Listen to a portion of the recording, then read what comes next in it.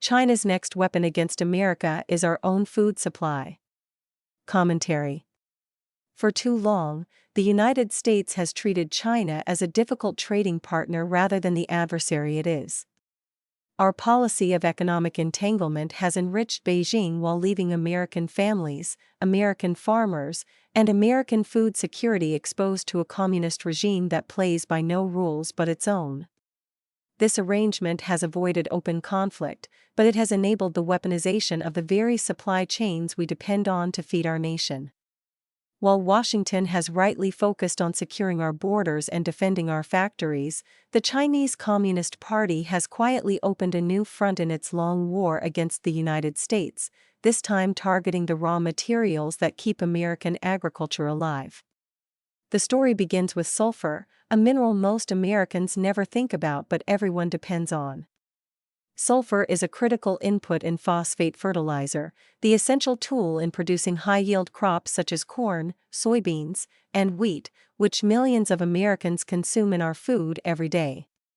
Choke off sulfur, and you choke off American agriculture and most of the food staples we buy in our grocery stores.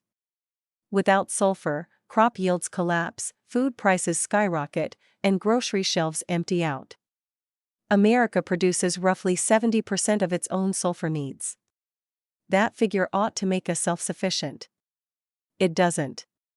The reality is that the United States ships nearly a quarter of its domestic sulfur production to foreign buyers.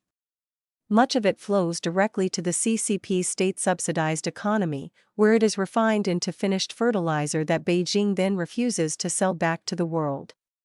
What does China do with our sulfur? It hoards it.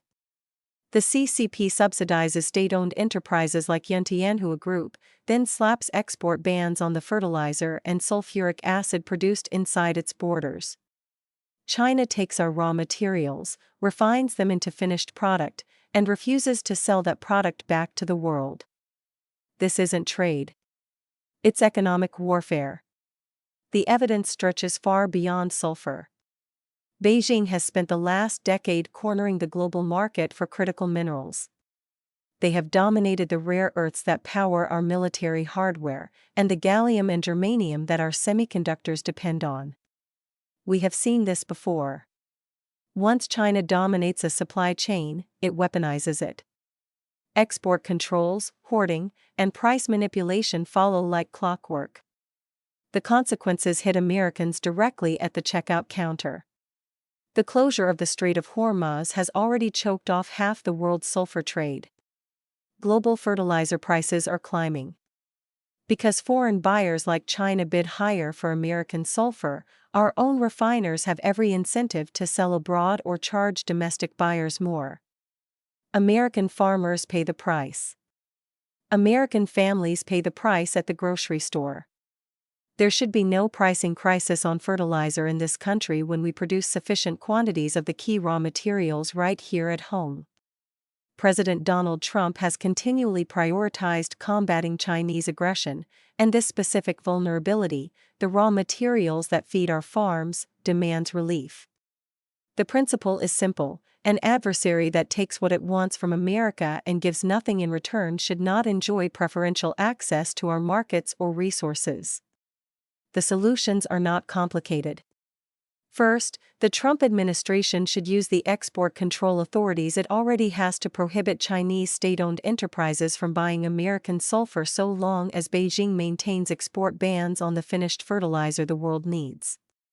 Second, Congress should enforce the trade laws already on the books against subsidized foreign monopolies like China that have spent decades engaging in manipulative and deceptive trade practices.